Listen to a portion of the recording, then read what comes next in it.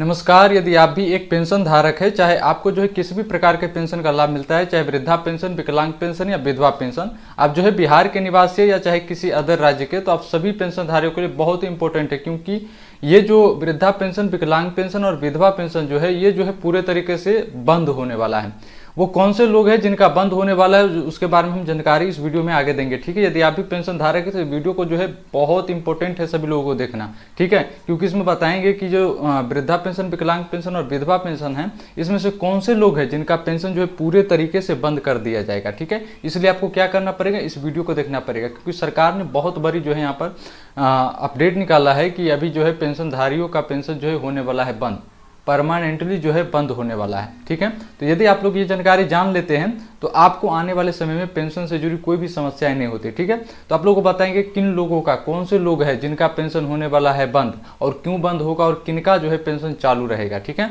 इसके बारे में जानकारी देंगे, इसलिए वीडियो को आप लोग जो है शुरू से लेकर के अंत तक देखिएगा। जो भी लोग पहली बार मेरे चैनल पर, चैनल को सब्सक्राइब करके बेल आइकन को प्रेस कर दीजिएगा। ठीक है, चलिए आप लोग को ज़्यादा समय न लेते हुए आपको हम बताते हैं कि वृद्धा पेंशन, विकलांग पेंशन या विधवा पेंशन, किसी भी प्रकार के पेंशन का लाभ मिलता है तो वो पेंशन का लाभ किन लोगों को अब नहीं मिलेगा और किन लोगों को मिलेगा। ठीक है, इसके बारे में हम जानकारी आप लोगों को दे देते हैं। तो देखिए, सबसे पहले हम बात कर लेते हैं कि विधवा पेंशन। आप लोगों को पता ही होगा कि विधवा पेंशन जो है, जो महिला ऐसी है जिनके जो पति हैं उनकी मृत्यु हो चुकी है और वो जो है पेंशन के तहत आवेदन करके वृद्धा जो विधवा पेंशन है उसका लाभ उठा रहे हैं।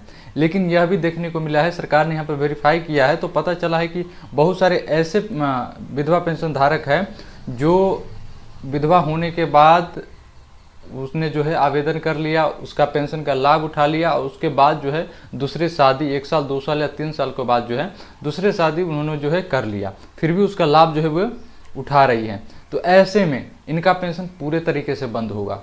समझ गए ना, पूरे तरीके से बंद होगा। ऐसा नहीं कि आपको मिलेगा भी, कभी कभी भी नहीं मिलेगा। तो इस तरीके का जो भी धोखाधड़ी हो रहा है कि विधवा के नाम पर जो है विधवा पेंशन के जो पैसा है वो ले लिया और दूसरी शादी भी कर लिए, तो इस केस में जो है ऐसे व्यक्तियों को चिन्हित करके इनका पेंशन पूरे तरीके से बंद कर दिया जाएगा। ठीक है, तो इन बातों को जो आप लोग ध्यान रखें। अगर ऐसा कोई है तो याद रखें कि अब जो है उनको पेंशन बिल्कुल नहीं मिलेगा।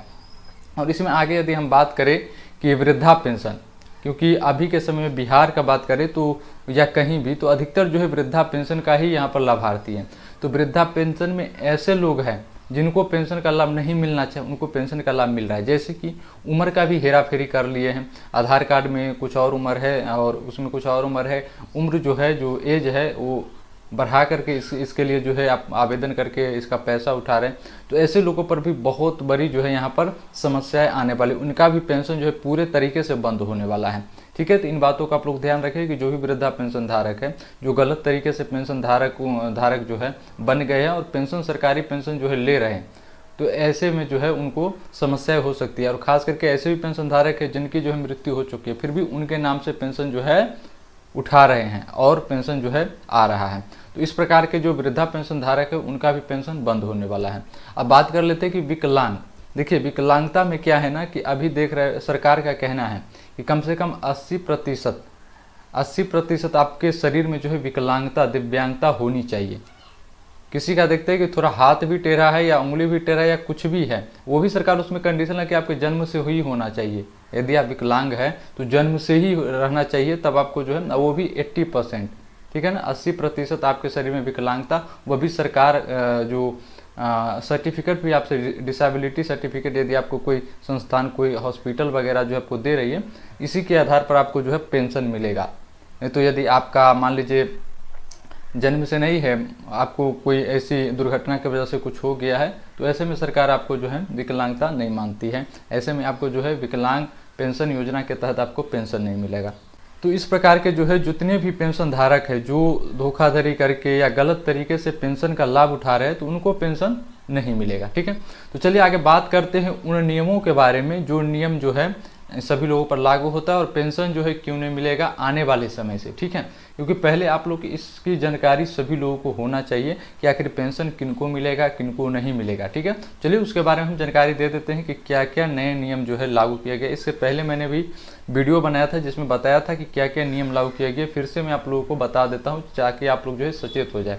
क्योंकि हाल में आप लोग देखे होंगे कि बिहार के पेंशनधारियों के साथ कितने ज़्यादा जो है यहाँ पर मुसीबत का सामना उनको करना पड़ रहा है। 3-4 महीनों 5 महीनों से लोगों को पेंशन नहीं मिल रहा था, किसी को आ रहा था किसी को नहीं आ रहा था। तो इस सब को देखते हुए आप लोगों को सही समय पर सही जानकारी मिलना बेहद ही जरूरी हो जाता है। इसलिए मैंने सोचा कि आप लोगों को जो भी जानकारी होती है सही जानकारी वो आप लोगों को मैं बताता चलूँ, ठीक है। तो चलिए आप लोगों को जानकारी बताते हैं क्या और नए नियम जो है लागू किए गए हैं, ठीक है। सबसे पहले आप लोगों को इसमें जो नियम लागू किया गया है और अनिवार्यता है कि सभी लाभार्थियों का आधार से लिंक उनके बैंक अकाउंट से होना चाहिए।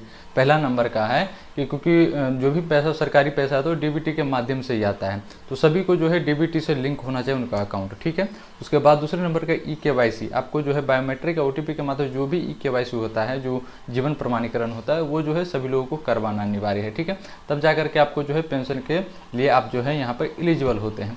उसके बाद तीसरे नंबर का हम लोग बात कर लेते हैं। बताया गया है कि जो भी साल भर में एक बार जीवन प्रमाणीकरण होता है, जो कि मैंने आप लोगों को बताया, वो आप लोगों को जो है करवाना अनिवार्य है। अन्यथा आप लोगों को जो है इस पेंशन से हो सकता है कि आप लोग वंचित रह जाए, ठीक है। तो जीवन प्रमाणीकरण कराना बेहद ही जरूरी हो जाता है सभी लोगों को, क्योंकि भौतिक सत्यापन जो है जमा करना सभी लोगों का अनिवार्य है। नहीं तो ऐसे में क्या लगेगा, यदि आप जीवन प्रमाणीकरण नहीं करते तो सरकार को ऐसा लगेगा कि इनकी जो है मृत्यु हो गई है, इनका कोई रिकॉर्ड नहीं मिला, इनको ट्रैकिंग इनको जो है नहीं कर पा रहे, इस वजह से आपका पेंशन जो है बंद हो सकता है। चौथा नंबर का बात है डीबीटी लिंक, जो कि पेंशन की राशि सीधे लाभार्थी के बैंक खाता में जाएगी। इसके लिए जो है डीबीटी लिंक होना अनिवार्य है, ठीक है।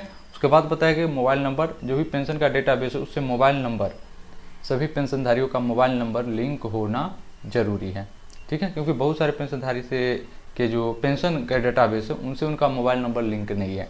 आप बिहार में देखे होंगे इस पर बहुत ज़्यादा जो है प्रॉब्लम देखने को मिलेगा।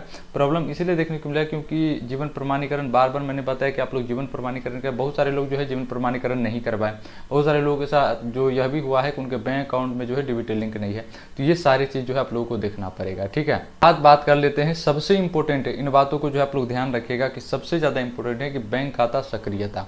अभी बिहार में जो पेंशन अधिक लोगों को इसलिए नहीं आया है, इसलिए उनको मिला है क्योंकि उनका जो है डीबीटी लिंक तो था, बट उनका जो अकाउंट था ना वो जो है ना वो निष्क्रिय था, यानी कि सक्रिय, एक्टिव नहीं था, इनएक्टिव था। तो यह भी देखना होगा कि पेंशन प्राप्त करने के बैंक खाता जो है फ्रीज या बंद तो नहीं होना चाहिए, ठीक है। लेनी देनी जो है उससे चालू होना चाहिए, यह भी जो है सरकार कह रही है, ठीक है। तो आप लोग को यह चेक कराना, बहुत सारे लोगों के पास बहुत सारे बैंक होता है, 2-3-4 होता है, लेकिन उनको पता नहीं रहता कि उनका कौन से बैंक अकाउंट से डीबीटी लिंक है और कौन खाता उनका चालू है या चालू नहीं है।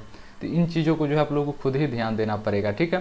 तब जाकर के आपका पेंशन जो है सुचारू रूप से आप लोगों को रिसीव हो पाएगा, ठीक है। उसके बाद यहाँ पर जो है 7वें नंबर का जो है जिसमें आय प्रमाण पत्र, इनकम प्रूफ के लिए जो गरीबी रेखा बीपीएल या राज्य सरकार द्वारा निर्धारित जो है आय सीमा के भीतर होना चाहिए, ठीक है। यह भी एक बहुत बड़ा नियम है।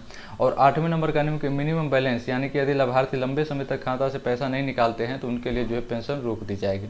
यह भी जो है नियम लागू किया गया। तो इन सभी चीज़ों को जो है आप लोगों को देखना है, फिर जो फॉलो करना है जो भी सरकारें कह रही है, ठीक है।